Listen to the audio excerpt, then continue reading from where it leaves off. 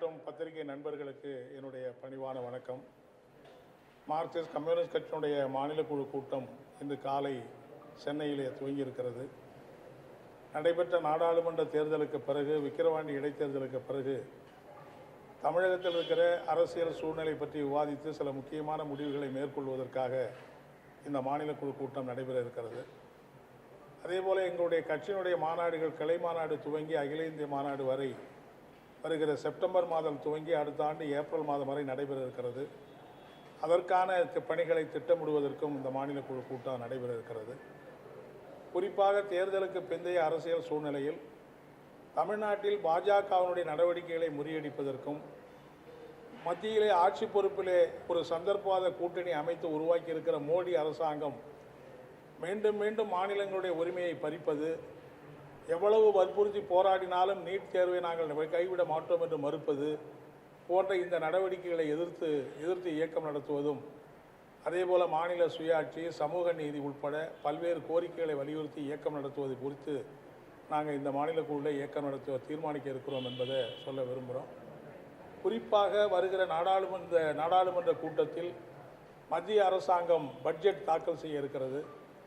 அந்த நிதிநிலை அறிக்கையை பற்றி வருகிற செய்திகள் எல்லாம் ஏற்கனவே மக்கள் மீது ஏற்றப்பட்டுகிற சுமையை மேலும் பல மடங்கு சுமையேற்றி பெரிய பெரிய கார்ப்பரேட் நிறுவனங்களுக்கு கூடுதலான வரி சலுகை கொடுப்பது என்பது பற்றி நடவடிக்கை மேற்கொள்வதற்கான ஆலோசனைகள் தான் பத்திரிகையில் செய்திகள் வந்து கொண்டிருக்கிறது. மார்க்சிஸ்ட் கம்யூனிஸ்ட் கட்சியை பொறுத்தவரையில் ஏழை எளிய நடுத்தர உழைப்பாளி மக்கள், சிறு குறு தொழில் முனைவோர்கள் அவர்கள் தலையில் சுமையை ஏற்றுவதற்கு மாறாக அவர்களுக்கு மேலும் நிவாரணம் சலுகைகள் வழங்குவது வற்புறுத்தவும், அதேபோல் உலகம் முழுவதும் இருக்கிற நாடுகளில் பெரிய பெரிய கார்ப்பரேட் நிறுவனங்களுக்கு சொத்து வரி, அதாவது லாபத்தின் மீது வரி, அவருடைய சொத்துகள் மீது வரி போடுவதை 2% வரி போட வேண்டும் என்கிற கோரிக்கை உலகம் முழுவதும் எழுது கொண்டிருக்கிறது. அப்படிப்பட்ட ஆலோசனைகளை பற்றி மத்திய அரசு சிந்திக்க வேண்டுமே தவிர, கார்ப்பரேட் முதலாளிகளுக்கு சலுகை கொடுப்பதற்காக சாதாரண ஏழை எளிய நடுத்தர மக்களை மொட்டையடிக்கக்கூடாது, சுமையேற்றக்கூடாது என்று வற்புறுத்துகிற அந்த இயக்கத்தையும் நாங்கள் பட்ஜெட்டை ஒட்டி நடத்த இருக்கிறோம் என்பதை நான் தீர்மானித்து சொல்ல விரும்புகிறேன். அதே மாதிரி தமிழ்நாட்டை பொறுத்தவரையில் சமீபத்தில் பகுஜன் சமாஜ் கட்சியுடைய மாநில தலைவர் ஆம்ஸ்ட்ராங் அவர்கள் கொடூரமாக கொலை செய்யப்பட்டது மிகுந்த வருத்தத்துக்குரியது, ஆழ்ந்த கண்டனத்துக்குரியது என்பதை நாங்கள் தெரிவித்திருக்கிறோம். அதில் சம்பந்தப்பட்டிருக்கிற குற்றவாளிகள் தப்பிவிடாமல் அவர்கள் நிச்சயமாக அவர்களுக்கு தண்டனையை பெற்றுத்தருகிற வகையில் தமிழ்நாடு காவல்துறை, தமிழக அரசு நடவடிக்கை எடுக்க வேண்டும். மாண்புமிகு முதலமைச்சர் அவர்கள் உறுதி தெரிவித்திருக்கிறார்கள். அதை கண்டிப்பாக நிறைவேற்ற வேண்டும் என்று மார்க்சிஸ்ட் கட்சியின் சார்பில் நான் வற்புறுத்தி கேட்டுக்கொள்ள விரும்புகிறேன். ஆனால் அதே சமயம் தமிழகத்தில் சமூக விரோதிகளை அடக்குகிறோம் என்கிற பெயரில் அடிக்கடி காவல்துறை என்கவுண்டர் செய்வது என்பது ஒரு நல்ல நடைமுறை அல்ல. அது ஒரு மோசமான கண்டனத்துக்குரிய நடைமுறை. எவ்வளவு பெரிய குற்றவாளியாக இருந்தாலும் காவல்துறை கைது செய்து நீதிமன்றத்தின் முன்னாலே நிறுத்தி சாட்சிகளை நிரூபணம் செய்து அவர்களுக்கு நீதிமன்றத்தின் மூலம் தண்டனை வாங்குவது என்பதுதான் சட்ட ரீதியான நடவடிக்கையை தவிர, அந்த சட்ட நெறிமுறைகளை எல்லாம் கைவிட்டு காவல்துறையே நீதிபதியாக மாறியது தண்டனை வழங்குவது என்பது, என்கவுண்டர் வழங்குவது என்பது சரியான நடைமுறை அல்ல. குறிப்பாக இந்த ஆம்ஸ்ட்ராங் கொலை வழக்கிலே கைது செய்யப்பட்டிருக்கிற நீலகண்டன் என்பவர் ஒரு மிகுந்த சந்தேகத்துக்குரிய முறையிலே அந்த என்கவுண்டர் என்பது நடந்திருப்பது நம்பகத்தன்மை, காவல்துறையின் மீதான நம்பகத்தன்மை, திருவேங்கடம் என்பவர் அப்போ என்கவுண்டர் படுகொலை செய்திருப்பது காவல்துறையின் மீது நம்பிக்கையின்மையை அதிகப்படுத்தி கொண்டிருக்கிறது என்பதை நான் தெரிவித்துக் கொள்ள விரும்புகிறேன். புதுக்கோட்டையில் கூட ஒரு சமூக விரோதியை நாங்கள் சுட்டுக் கொண்டோம், என்கவுண்டரில் சுட்டுக் கொண்டோம்னு சொல்கிறாங்க. இந்த மாதிரி தமிழக அரசு காவல்துறைக்கு கட்டுப்பாடற்ற அதிகாரங்களை கொடுப்பது கூடாது. அது அரசுக்கு அவப்பெயரை தான் உண்டாக்கும் என்பதை நான் தெரிவித்துக் கொள்ள விரும்புகிறேன். இந்த மாதிரி என்கவுண்டர்களை மார்க்சிஸ்ட் கம்யூனிஸ்ட் கட்சி ஏற்கவில்லை, வன்மையான கண்டனத்தை தெரிவித்துக் கொள்கிறது என்பதையும் தெரிவிச்சுக்க விரும்புகிறோம். அதே மாதிரி நேற்றைய தினம் தமிழக அரசு மின்கட்டணத்தை உயர்த்தி அறிவித்திருக்கிறது. அதாவது மின்சார ஒழுங்குமுறை ஆணையம் மின்சார கட்டணத்தை உயர்த்தி அறிவித்து அதை உறுதி செய்கிற வகையில் சில சலுகைகளை அறிவித்து அரசும் ஆணை வெளியிட்டிருக்கிறது என்பதை மார்க்சிஸ்ட் கம்யூனிஸ்ட் கட்சி ஆழ்ந்து பரிசீலிக்கிறது. விரிவான தீர்மானத்தை நேற்றைய எங்களுடைய மாநில செயற்குழு சார்பில் நாங்கள் வெளியிட்டிருக்கிறோம்.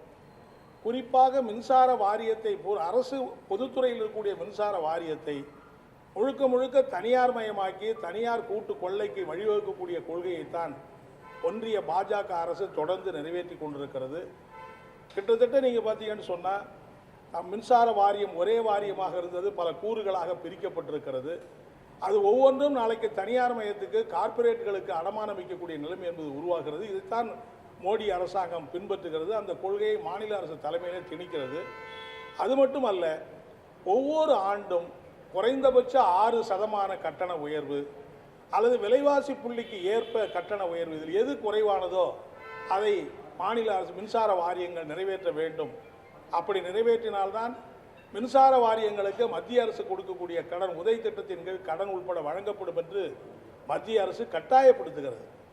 அதை பின்பற்றி இன்றைக்கு தமிழக அரசும் மின்சார கட்டணத்தை உயர்த்தியிருப்பதை மார்க்சிஸ்ட் கம்யூனிஸ்ட் கட்சி ஏற்கவில்லை. நாங்கள் தமிழக அரசாங்கத்தை வற்புறுத்தி கேட்டுக்கொள்வதெல்லாம், ஏற்கனவே அதிகமான சுமைகளை தாங்கிக் கொண்டிருக்கிற தமிழக மக்கள் தலையில் இந்த சுமையை ஏற்றக்கூடாது, அந்த சுமையை திரும்ப பெற வேண்டும் என்று நாங்கள் கேட்டுக்கொள்ள விரும்புகிறோம். அது மட்டும் இல்லை, மாநில அரசின் கீழ் செயல்படக்கூடிய மின்சார வாரியங்களை மத்திய அரசு கொல்லைப்புற வழியாக வந்து கட்டுப்படுத்துவது, ஆட்டி படைப்பது, கட்டணத்தை அதிகரிப்பது என்பதெல்லாம் நல்ல நடைமுறை அல்ல. அது மட்டுமல்ல, கடந்த அதிமுக ஆட்சியில் மத்திய அரசாவுடைய கட்டுப்பாட்டுக்கு பணிந்து அதிமுக அரசு நம்முடைய அதானியினுடைய மிக தரக்குறைவான நிலக்கரியை தரம் உயர்ந்த நிலக்கரியாக மாற்றி, அதாவது தரத்தை உயர்த்தாமல் ரெக்கார்டில் மாற்றி குறைவான விலைக்கு வாங்க வேண்டிய நிலக்கரியை அதிக விலை கொடுத்து வாங்கியதனால மின்சார வாரியத்துக்கு மிகப்பெரிய இழப்பு ஏற்பட்டிருக்கிறது. அந்த சுமையெல்லாம் இப்போ மக்கள் சுமக்க வேண்டிய கட்டாயம் ஏற்படுகிறது.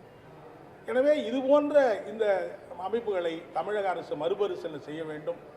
அந்த மின்சார வாரியத்துக்கு ஏற்பட்டிருக்கிற இழப்பீடுகளை போக்குவதற்கு மாற்று வழிகளை யோசிக்க வேண்டும் என்று மார்க்சிஸ்ட் கட்சியின் சார்பில் நாங்கள் வலியுறுத்தி இருக்கிறோம். ஒரு மாநில அளவிலே அதை வலியுறுத்தி ஒரு இயக்கம் நடத்துவதை பற்றியும் எங்களுடைய மாநில குழு கூட்டத்திலே நாங்கள் யோசிக்கப் போகிறோம், ஆலோசிக்கப் போகிறோம் என்பதை நான் தெரிவித்துக் கொள்ள விரும்புகிறேன்.